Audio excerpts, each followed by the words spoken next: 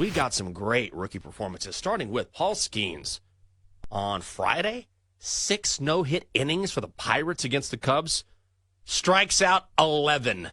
Becomes just the third rookie in Major League history to strike out the first 7 batters he faces, joining Jake DeGrom in 2014 and Jim DeShays in 1986. Hit 100 miles an hour on the radar gun 12 times. He was saying, okay, I felt a little more comfortable now that it wasn't my debut. He looks every bit like the real deal. Very, very early in his career, but he has delivered up to these lofty expectations.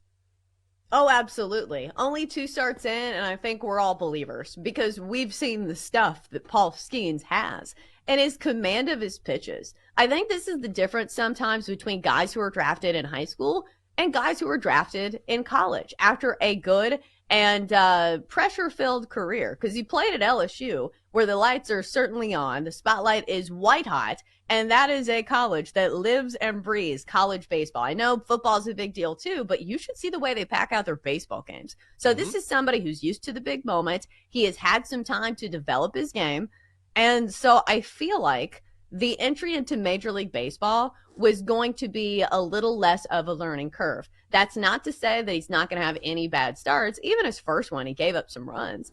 But obviously, we're all salivating over his strikeout pitches. And I think, I don't want to be the downer here, but the question everybody's asking is, can he stay healthy? Because we have seen this story before. Guys who throw 100 who, come charging into Major League Baseball, and then they just can't stay healthy. We saw it with Jordan Hicks, who was a fireballer, threw over 100. He got hurt, but I will say he's back, because that's the other part of this conversation is even when guys get hurt, I will say the surgeries and the recovery process seems to get better and better. There used to be a time where, guy would get hurt and get Tommy John, and he would never be the same.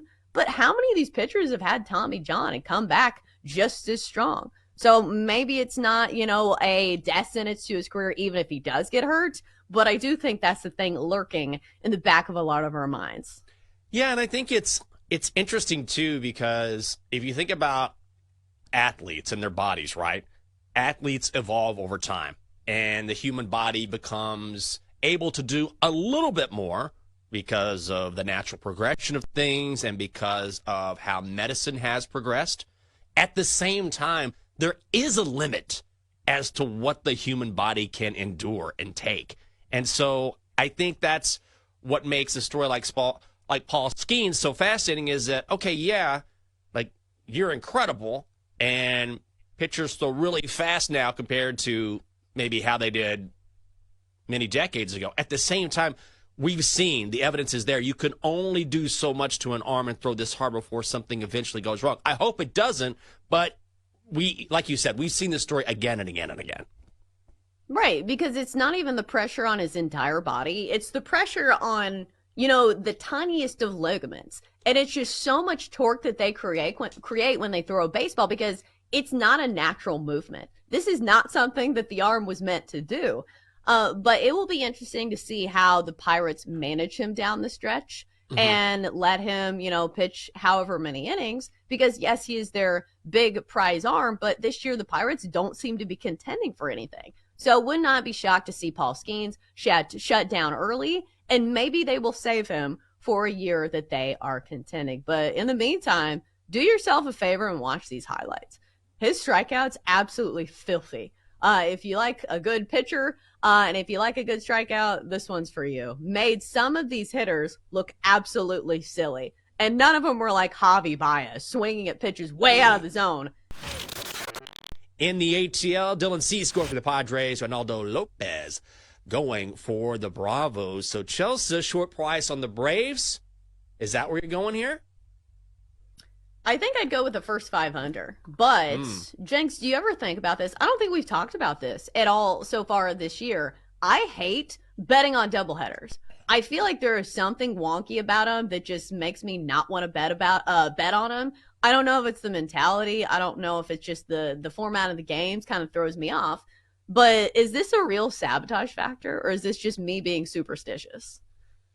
I think maybe you're being a little superstitious, but I get it. I understand.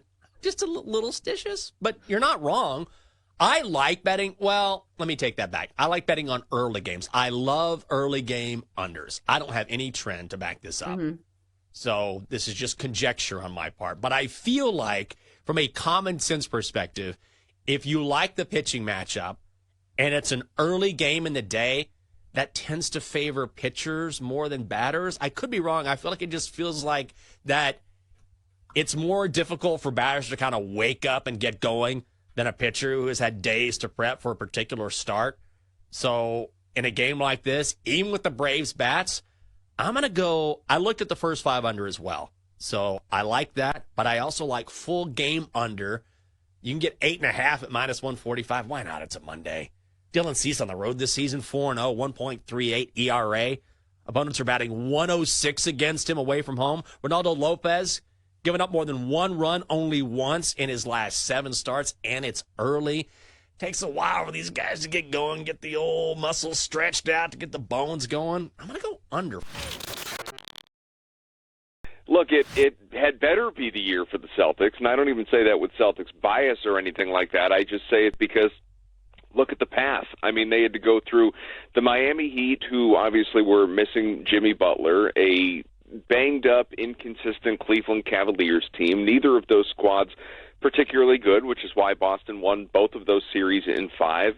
They managed to avoid Giannis, who didn't play in the playoffs, Joel Embiid, so many others of note in the Eastern Conference, and now in this next round, it looked like maybe they'd get Jalen Brunson, the Knicks, certainly a team they should beat, but at least a respectable foe. Instead, it's the Indiana Pacers, who they played, relatively even with in their matchups during the regular season, but they haven't seen them since the end of January. These are two very, very different teams, and this is a Pacers team that, yes, it's reached this point and therefore deserves respect for that, but has really not been overly impressive here in the playoffs through its first 2 couple of series, the Indiana squad. And so this should be another, honestly, kind of walk in the park series for Boston. And then in the West, when you get to the NBA Finals, now the defending champs and the league's best player, Nikola Jokic, after yesterday's Game 7 elimination of the Timberwolves,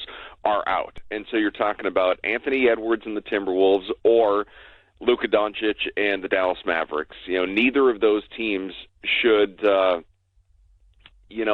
again, really scare the crap out of Celtics fans. I mean, sure, Timberwolves in particular would put up a fight, but honestly, I mean, there are no excuses. I mean, banner 18 for Boston, which is what we've been talking about around here for many years at this point in time, should be in this team's future. There should be a parade come the, middle or end of June, whatever it is.